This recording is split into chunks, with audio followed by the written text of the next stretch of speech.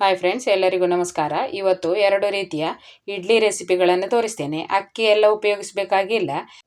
ಜೋಳದ ಹಿಟ್ಟಿನ ಇಡ್ಲಿ ಹಾಗೆ ರಾಗಿ ಹಿಟ್ಟಿನ ಇಡ್ಲಿ 2 ಬಗೆಯ ಇಡ್ಲಿ ರೆಸಿಪಿಗಳನ್ನು ತೋರಿಸ್ತೇನೆ. ಈಗ ಮೊದಲಿಗೆ ಜೋಳದ ಹಿಟ್ಟಿನ ಇಡ್ಲಿ ಹೇಗೆ ಮಾಡೋದು ಅಂತ ತೋರಿಸ್ತೇನೆ. ಅದಕ್ಕೆ 1 ಕಪ್ ಆಗುವಷ್ಟು ಬಾಂಬೆ ರವೆಯನ್ನು ಹುರಿದು ತಗೊಂಡಿದ್ದೇನೆ. ಒಂದು 2 ನಿಮಿಷ ಹುರಿದು ತಗೊಂಡ್ರೆ ಆಯಿತು. ಈಗ ಹುರಿದಂತಹ ರವೆಯನ್ನು ಸ್ವಲ್ಪ ಹೊತ್ತು ತಣಿಲಿಕ್ಕೆ ಬಿಡಬೇಕು. ರವೆ ಚೆನ್ನಾಗಿ ತಣಿದ ಮೇಲೆ ಅದಕ್ಕೆ ಅದೇ ಕಪ್ಪಲ್ಲಿ 1 ಕಪ್ ಆಗುವಷ್ಟು ಜೋಳದ ಹಿಟ್ಟನ್ನು ಹಾಕ್ಕೊಳ್ಬೇಕು. ಹಾಗೆ ರುಚಿಗೆ ತಕ್ಕಷ್ಟು ಉಪ್ಪನ್ನು ಹಾಕಿ ಚೆನ್ನಾಗಿ ಮಿಕ್ಸ್ ಮಾಡಿಕೊಳ್ಬೇಕು. ಜೋಳದ ಹಿಟ್ಟಿನ ಇಡ್ಲಿ ಇನ್ಸ್ಟೆಂಟಾಗಿ ಮಾಡೋದು. 10 ನಿಮಿಷದೊಳಗೆ ನೀವು ಈ ಇಡ್ಲಿ ರೆಸಿಪಿಯನ್ನು ರೆಡಿ ಮಾಡ್ಕೊಳ್ಬೋದು.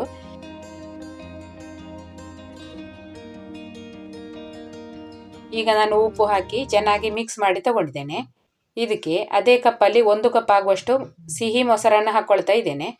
ಮೊಸರು 1 ಕಪ್ ಹಾಕ್ಬೋದು, ಇಲ್ಲದಿದ್ದರೆ ಅರ್ಧ ಕಪ್ ಹಾಕಿದರೂ ಆಗ್ತದೆ. ಇಲ್ಲದಿದ್ದರೆ ನೀವು ಬರೀ ನೀರು ಹಾಕಿ ಕಲಸಿಕೊಂಡ್ರೂ ಆಗ್ತದೆ. ಮೊಸರು ಇಷ್ಟ ಇಲ್ಲದಿದ್ದರೆ ನೀರು ಹಾಕಿ ಕೂಡ ಕಲಸಿಕೊಳ್ಬೋದು. ಮೊಸರು ಹಾಕ್ಕೊಂಡು ಕಲಿಸ್ತಾ ಇದ್ದೇನೆ. ಮೊದಲಿಗೆ ಮೊಸರು ಹಾಕಿಕೊಂಡು ಒಂದು ಸಾರಿ ಸ್ವಲ್ಪ ಮಿಕ್ಸ್ ಮಾಡಿ ತಗೊಳ್ಬೇಕು.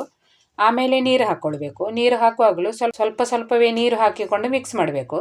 ಒಂದೇ ಸಾರಿ ನೀರು ಹಾಕಿ ಮಿಕ್ಸ್ ಮಾಡಿದರೆ ಹಿಟ್ಟು ತೆಳ್ಳಗಾಗ್ಬೋದು. ಹಿಟ್ಟು ತೆಳ್ಳಗಾದರೆ ಇಡ್ಲಿ ಕೂಡ ಚೆನ್ನಾಗಿ ಆಗೋದಿಲ್ಲ. ಈಗ ನಾನು 2 ಸಲ ಸ್ವಲ್ಪ ನೀರು ಹಾಕಿದ್ದೇನೆ. ಅಂದರೆ 1 ಕಪ್ ಆಗುವಷ್ಟು ನೀರು ಕೂಡ ಹಾಕಿದ್ದೇನೆ. ಈಗ ಹಿಟ್ಟು ಇನ್ನೂ ಗಟ್ಟಿ ಉಂಟು. ಇನ್ನೊಂದು ಸ್ವಲ್ಪ ನೀರು ಹಾಕಿ ಇದನ್ನು ಚೆನ್ನಾಗಿ ಮಿಕ್ಸ್ ಮಾಡಿಕೊಳ್ತೇನೆ. ಈಗ ಒಟ್ಟು 1.5 ಕಪ್ ನೀರು ಹಾಕ್ಕೊಂಡಿದ್ದೇನೆ. 1 ಕಪ್ ಮೊಸರು ಮತ್ತು 1.5 ಕಪ್ ನೀರು ಹಾಕಿದ್ದೇನೆ. ಈಗ ಚೆನ್ನಾಗಿ ಮಿಕ್ಸ್ ಮಾಡಿ ಆಯಿತು. ಈಗ ಇದನ್ನು ಇನ್ಸ್ಟೆಂಟಾಗಿ ಮಾಡೋದು. ಹಾಗಾಗಿ ಇದಕ್ಕೊಂದು ಸ್ವಲ್ಪ ಸೋಡಾ ಹಿಟ್ಟು ಹಾಕ್ಕೊಳ್ಬೇಕಾಗ್ತದೆ. ಸೋಡಾ ಹಿಟ್ಟು ಹಾಕದೇನು ಮಾಡಿದರೆ ಇಡ್ಲಿ ಗಟ್ಟಿ ಆಗ್ತದೆ. ಇಡ್ಲಿ ಮೃದುವಾಗಿ ಆಗಬೇಕಿದ್ರೆ ಸ್ವಲ್ಪ ಸೋಡಾ ಹಿಟ್ಟು ಹಾಕ್ಕೊಳ್ಬೇಕು. ಹಾಗಾಗಿ ಇದಕ್ಕೆ ಒಂದು ಅರ್ಧ ಚಮಚ ಆಗುವಷ್ಟು ಸೋಡಾ ಪುಡಿಯನ್ನು ಕೂಡ ಹಾಕ್ಕೊಳ್ತಾ ಇದ್ದೇನೆ. ಸೋಡಾಕ್ಕೆ 1 ಚಮಚ ನೀರನ್ನು ಹಾಕಿ ಚೆನ್ನಾಗಿ ಮಿಕ್ಸ್ ಮಾಡಿ ತಗೊಳ್ಬೇಕು. ಇದು ಸೋಡಾ ಹಿಟ್ಟು ಹಾಕುವ ಮೊದಲೇ ನೀವು ಒಲೆ ಮೇಲೆ ನೀರನ್ನು ಕಾಯಿಸಲಿಕ್ಕೆ ಇಟ್ಟಿರಬೇಕು. ಒಲೆ ಮೇಲೆ ನೀರು ಕಾಯಿಸಿ ಇಟ್ಟಾದಮೇಲೆ ಚೆನ್ನಾಗಿ ಕಾಯಲಿಕ್ಕೆ ಶುರು ಆದಮೇಲೆ ಈ ಹಿಟ್ಟಿಗೆ ನೀವು ಸೋಡಾ ಹಿಟ್ಟು ಹಾಕ್ಕೊಂಡು ಮಿಕ್ಸ್ ಮಾಡಿ ಆ ಕೂಡಲೇ ಇಡ್ಲಿ ಮಾಡ್ಕೊಳ್ಳೋದು. ಸೋಡಾ ಹಿಟ್ಟು ಹಾಕಿ ಚೆನ್ನಾಗಿ ಮಿಕ್ಸ್ ಮಾಡಿ ತಗೊಂಡಿದ್ದೇನೆ. ಹಿಟ್ಟಿನ ಹದ ನೋಡಿ ಇದೇ ಥರ ಇರಬೇಕು, ಜಾಸ್ತಿ ತೆಳ್ಳಗೆ ಮಾಡೋದಲ್ಲ. ಈಗ ನೀರು ಕೂಡ ಇಲ್ಲಿ ಕಾಯ್ಲಿಕ್ಕೆ ಇಟ್ಟಿದ್ದೇನೆ ನೋಡಿ. ಇಡ್ಲಿ ಪ್ಲೇಟಿಗೆ ಎಣ್ಣೆಯನ್ನು ಹಚ್ಚಿಕೊಳ್ಬೇಕು. ಎಣ್ಣೆ ಹಚ್ಚಿ ಆದಮೇಲೆ ಇಡ್ಲಿ ಹಿಟ್ಟನ್ನು ಹಾಕಬೇಕು. 1/4 ಭಾಗ ಹಿಟ್ಟನ್ನು ಹಾಕ್ಕೊಳ್ಬೇಕು. ಇದಕ್ಕೆ ಸ್ವಲ್ಪ ಸೋಡಾ ಹಿಟ್ಟು ಹಾಕಿದ ಕಾರಣ ಇಡ್ಲಿ ಸ್ವಲ್ಪ ಉಬ್ಬುತ್ತದೆ ನೋಡಿ. ಅದಕ್ಕಾಗಿ ಫುಲ್ ಹಾಕ್ಕೊಳ್ಬಾರ್ದು.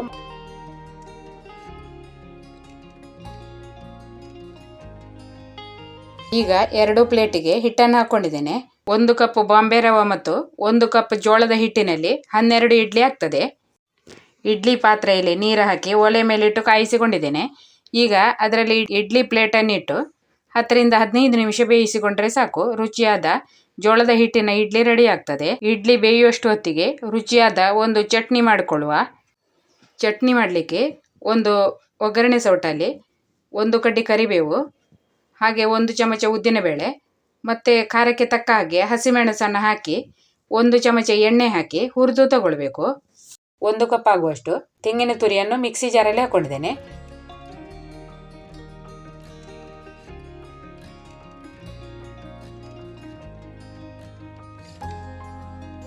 ಹಾಗೆ 1 ಸಣ್ಣ ಶುಂಠಿ ಹಾಕ್ಕೊಳ್ಬೇಕು ಮತ್ತು ಸಣ್ಣ ಹುಣಸೆ ಹುಳಿ, ಹಾಗೆ ಸ್ವಲ್ಪ ಸಕ್ಕರೆ ಬದಲಾಗಿ ನೀವು ತೆಂಗಿನಕಾಯಿ ಒಡೆಯುವಾಗ ಸಿಗುವ ನೀರುಂಟು ನೋಡಿ, ಅದನ್ನು ಹಾಕಿದರೂ ಆಗ್ತದೆ. ಸಕ್ಕರೆ ಹಾಕದೆ ಕೂಡ ಮಾಡಿಕೊಳ್ಬೋದು. ಈಗ ರುಚಿಗೆ ತಕ್ಕಷ್ಟು ಉಪ್ಪನ್ನು ಹಾಕಿ ಸ್ವಲ್ಪ ನೀರನ್ನು ಹಾಕಿ ರುಬ್ಬಿ ತರಬೇಕು. ಬೌಲಲ್ಲಿ ತೆಗಿಬೇಕು. ಹಾಗೆ ಅದಕ್ಕೆ ಸ್ವಲ್ಪ ನೀರು ಹಾಕಿ ತೆಳ್ಳಗೆ ಮಾಡಿಕೊಳ್ಬೇಕು. ಇಡ್ಲಿಗೆ ಚಟ್ನಿ ಸ್ವಲ್ಪ ತೆಳ್ಳಗೆ ಮಾಡಿದ್ರೇ ಸರಿಯಾಗಿ ಆಗ್ತದೆ. ಈಗ ನಾನು ಈ ಥರ ತೆಳ್ಳಗೆ ಮಾಡಿದ್ದೇನೆ ನೋಡಿ. ಈಗ ಇದಕ್ಕೊಂದು ಒಗ್ಗರಣೆ ಹಾಕಬೇಕು. ಒಗ್ಗರಣೆ ಹಾಕಿದರೂ ಆಗ್ತದೆ, ಇಲ್ಲದಿದ್ದರೂ ಆಗ್ತದೆ. ನಾನಿಲ್ಲಿ ಸ್ವಲ್ಪ ಒಗ್ಗರಣೆ ಹಾಕಿದ್ದೇನೆ. ಸಾಸಿವೆ ಕರಿಬೇವಿನ ಒಗ್ಗರಣೆ ಮಾಡಿದರೆ ಆಯಿತು. ರುಚಿಯಾದ ಚಟ್ನಿ ಕೂಡ ರೆಡಿ ಆಗ್ತದೆ.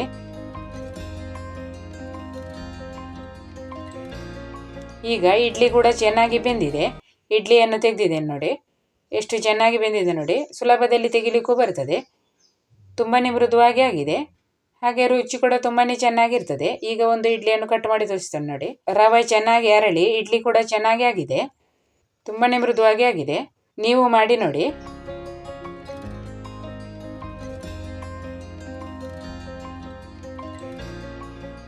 ಈಗ ರಾಗಿ ಹಿಟ್ಟಿನ ಇಡ್ಲಿ ಹೇಗೆ ಮಾಡೋದು ಅಂತ ತೋರಿಸ್ತೇನೆ.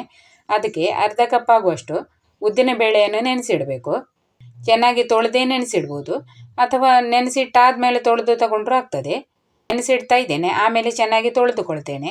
ಈಗ ಒಂದು ಮುಚ್ಚಳ ಮುಚ್ಚಿಟ್ಟು ಒಂದು 2 ಗಂಟೆ ಆದರೂ ನೆನಿಬೇಕು. 2 ಅಥವಾ 3 ಗಂಟೆ ನೆನೆಸಿದ್ರೂ ಸಹ ಆಗ್ತದೆ. ಈಗ 3 ಗಂಟೆ ಆದಮೇಲೆ ಉದ್ದಿನಬೇಳೆ ಚೆನ್ನಾಗಿ ನೆನೆದಿದೆ. ಇದನ್ನೀಗ ಮಿಕ್ಸಿ ಜಾರಲ್ಲಿ ಹಾಕ್ಕೊಂಡಿದ್ದೇನೆ. ಅದಕ್ಕೆ ಒಂದು ಸ್ವಲ್ಪ ನೀರು ಹಾಕಿ ರುಬ್ಬಿ ತರಬೇಕು. ರುಬ್ಬಿದ ಹಿಟ್ಟನ್ನು ಒಂದು ಪಾತ್ರೆಯಲ್ಲಿ ತೆಗೆದುಕೊಳ್ಬೇಕು. ಮಿಕ್ಸಿಯಲ್ಲಿ ಕೂಡ ಸ್ವಲ್ಪ ನೀರು ಹಾಕಿ ಅದನ್ನು ಕೂಡ ಸೇರಿಸಿದ್ದೇನೆ. ಈಗ ಅರ್ಧ ಕಪ್ ಆಗುವಷ್ಟು ಇಡ್ಲಿ ರವೆಯನ್ನು ಹಾಕಿದ್ದೇನೆ. ಈಗ ಇದಕ್ಕೆ ಸ್ವಲ್ಪ ನೀರು ಹಾಕಿ ಇದನ್ನು 2-3 ಸಲ ತೊಳಿಬೇಕು. ಇದರಲ್ಲಿ ಹಿಟ್ಟಿನ ಅಂಶ ಇರ್ತದೆ.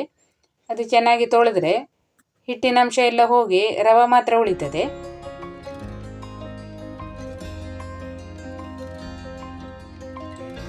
ಈಗ ಚೆನ್ನಾಗಿ ತೊಳೆದು ತಂದಿದ್ದೇನೆ. ನೋಡಿ, ರವೆ ಮೆತ್ತಗಾಗಿದೆ.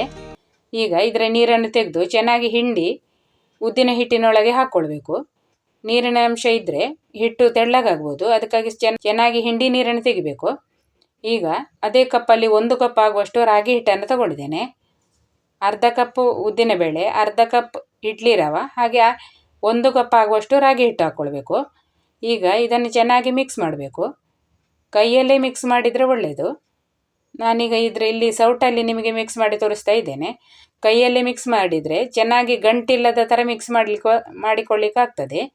ಈಗ ಸೌಟಿನಲ್ಲಿ ಮಿಕ್ಸ್ ಮಾಡುವಾಗ ಗಂಟಿ ಉಳಿದದ್ದು ಗೊತ್ತಾಗೋದಿಲ್ಲ. ಈಗ ಚೆನ್ನಾಗಿ ಮಿಕ್ಸ್ ಮಾಡಿಕೊಂಡಿದ್ದೇನೆ. ಹಿಟ್ಟಿನ ಹದ ಹೀಗಿರಬೇಕು.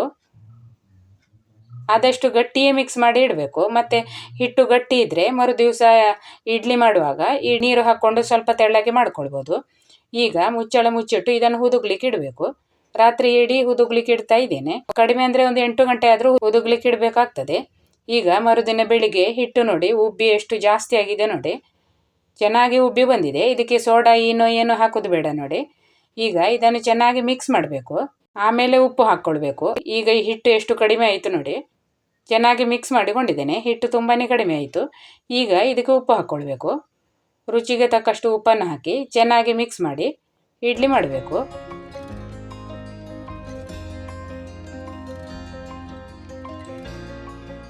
ಈಗ ಉಪ್ಪು ಹಾಕಿ ಚೆನ್ನಾಗಿ ಮಿಕ್ಸ್ ಮಾಡಿ ತಗೊಂಡಿದ್ದೇನೆ. ಹಿಟ್ಟಿನ ಹದ ನೋಡಿ, ಇದು ಸರಿ ಉಂಟು. ಇದಕ್ಕೆ ನೀರು ಹಾಕ್ಕೊಳ್ಳುವ ಅಗತ್ಯ ಇಲ್ಲ. ಇಷ್ಟು ತೆಳ್ಳಗೆ ಇಟ್ಟಿದ್ದೇನೆ. ಒಲೆ ಮೇಲೆ ನೀರನ್ನು ಕೂಡ ಕಾಯ್ಲಿಕ್ಕೆ ಇಡಬೇಕು. ಹಾಗೆ ಇಡ್ಲಿ ಪ್ಲೇಟಿಗೆ ಎಣ್ಣೆಯನ್ನು ಹಚ್ಚಿಕೊಳ್ಬೇಕು. ಎಣ್ಣೆಯನ್ನು ಹಚ್ಚಿಕೊಂಡಿದ್ದೇನೆ. ಈಗ ಹಿಟ್ಟನ್ನು ಹಾಕ್ಕೊಳ್ಳುವ.